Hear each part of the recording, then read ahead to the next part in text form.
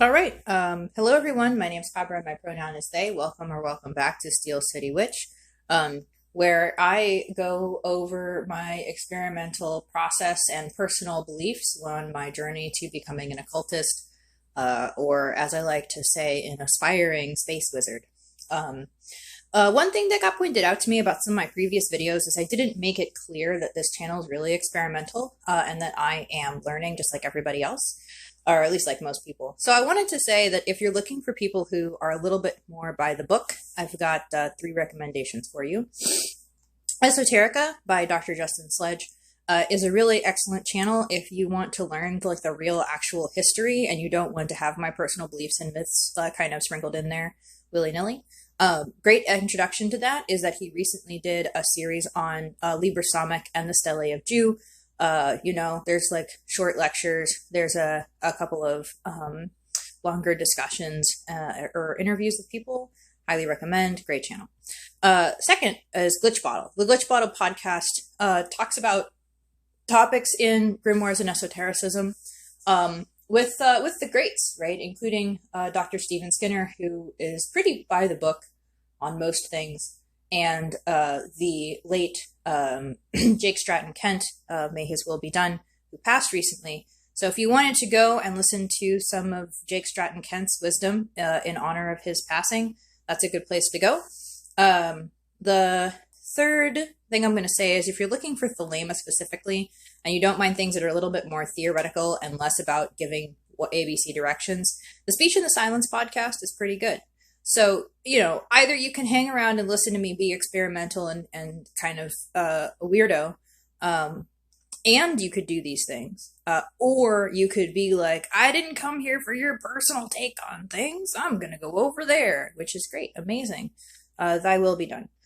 So with that out of the way, let's talk about today's topic, which is creation myths. Now, before I get started, I, of course, want to name the people who planted these ideas in my head.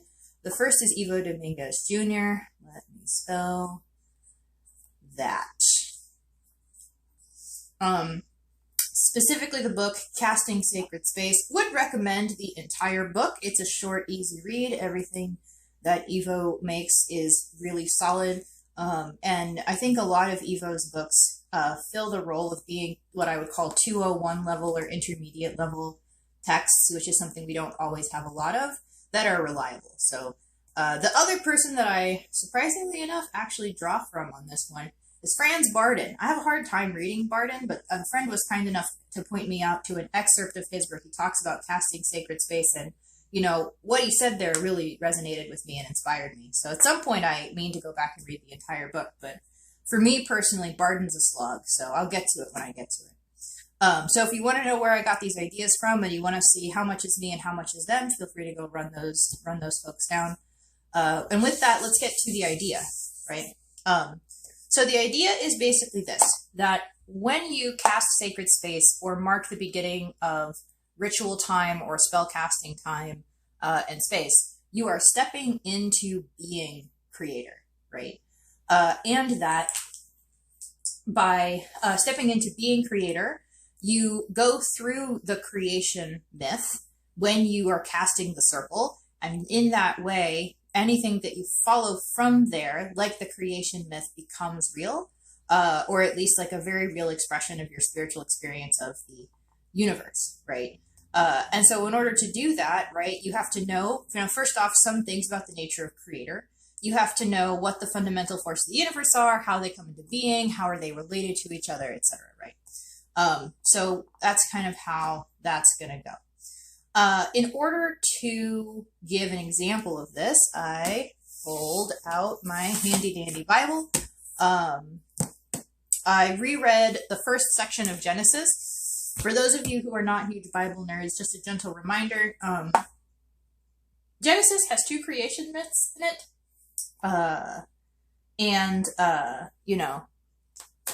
Genesis has two creation myths in it. For the sake of keeping this under 20 minutes, we are going to go over just the first one. But in order for us to do this, you have to know something about the first creation myth and the general cosmology of the Israelites at the time, right?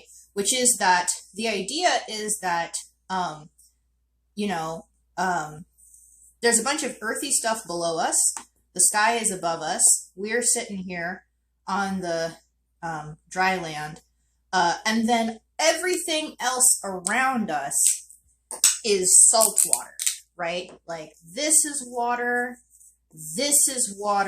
everything else is water, right? And so the process of God, creator, making stuff happen is a process of pulling it out of the primordial ocean, right?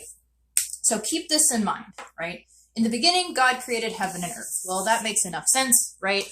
That's what the story is about. We're telling you that the story is about God making heaven and earth. And actually, and this, by the way, again, is a heretical reading of this. This is not scholarly or traditional to either Judaism or Christianity. We are making use of some contextual evidence, but ultimately the point is to be a creation myth and to show how you might relate to a creation myth. So, in the beginning, God created the heavens and earth. That's what the story is about. The earth was a formless void, and darkness covered the face of the deep, while a wind from God swept over the face of the waters. Then God said, "Let there be light." So the first thing is actually kind of reminding you of the setup of things at the beginning. The earth is a formless void.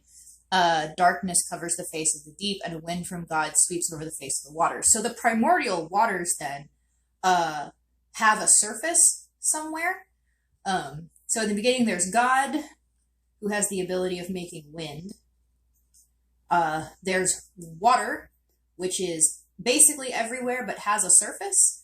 And then there is earth. So really, we should think of the earth probably as being mud clumps hanging out in the primordial water, and God having the ability to make wind happen, which, pretty cool. Wind is nice.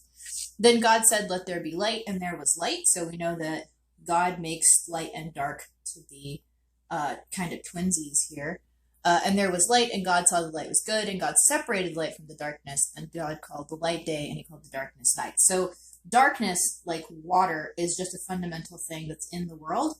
The same way that God makes the wind, God makes the light, right? So those are things that get created.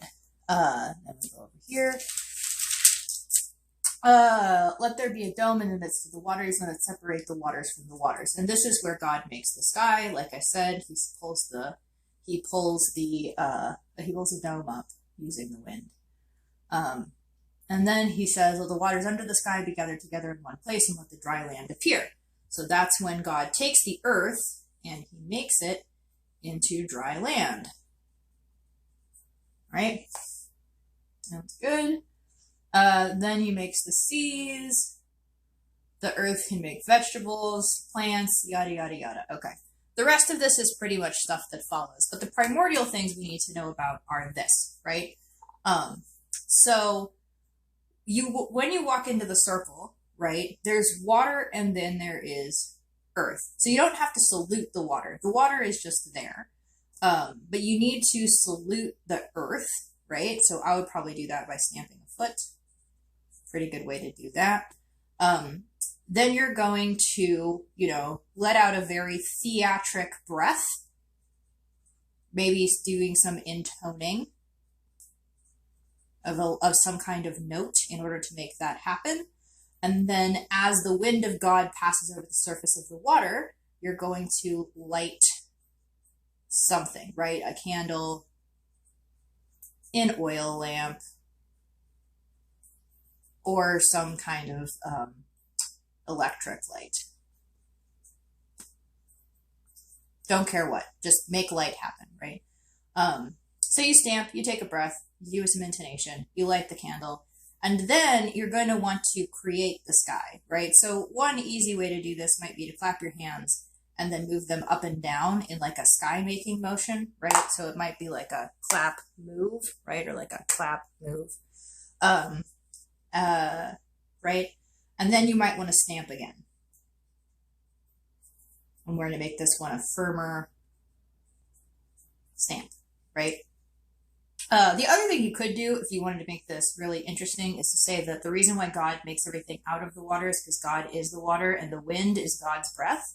So you could do something where like you wear blue or some kind of watery junk. To be like, you know, God is the primordial water from which everything else gets made. Cool. But yeah, so then this is a way of starting up how to do stuff. Right? We have one stamp for the giant mud bowl that is the primordial earth. Then you have a breath, which is the primordial wind. Then you have light and dark getting separated out to each other. Man, my handwriting is garbage. Right? Then you create the sky dome, and then you create the dry land. So what does this mean for doing magic, right? It means that one thing you're probably going to need to do magic is a bowl of salt water, right? So let's see if we can draw one of them. Oh yeah, totally forgot how to draw. It's fine. So you're going to get you a bowl of salt water, and then this may end up being the way that you do things, right? Like, so you take your clay talisman, you doodle some stuff on it, you pop it into the salt water, you know, breathe, light your candle or oil lamp, bonus points if your oil lamp is floating on the water, and then you pull out the dry land, which is your talisman. I don't know why it's a lightning bolt. It's a lightning bolt. F it. Maybe you want it to ring. So you take your thingy, you put it down in there. That's the salt water. You light the stuff. You pull it out. This is the dry land. And so the same way that God created the dry land and the fertile soil for plants to grow, you have now created the talisman. So this is just one very, very quickie example of how we go from, and let me pick another color for this one. Let's do purple. You go from creation myth to circle casting, and from circle casting to coming up with ideas of how magic can get done. Now, let me be clear. This is not the only way to do this, but this does have like a very good occultist bent. It comes from things from within the tradition. I don't think Ivo Dominguez Jr. considers himself an occultist. I could be wrong, but Franz Barden is one of the big punchers, one of the big names in it, especially in the industrial or post-industrial magic movement revival style. So there's that. But yeah, so this is the thing that you want to consider, is that when you're setting things up, right, there's a lot to be gained from knowing your creation myth, enumerating your creation myth, and doing this. And the thing is that the whole thing can get very fiddly, and especially myself, being descended from mostly Roman Catholics, we have argued over filioque versus filioque. The Great Schism happened because we couldn't figure out if Jesus was like oil and water and wine and water. So sitting here and getting fiddly is like a thing that you can do. Just remember that, like, you could do it, but success is thy proof. And so if there's an amount of fiddling with this that is fun and good and helps you align yourself with the divine as you experience it, and there's an amount of fiddling where you're just ruminating because you don't trust yourself, right? So, like, be careful for that. I think that's everything I have to say. Yeah, I think 13 minutes is enough time to ramble on about nothing. Thanks for joining me, and I hope to see you in the next one.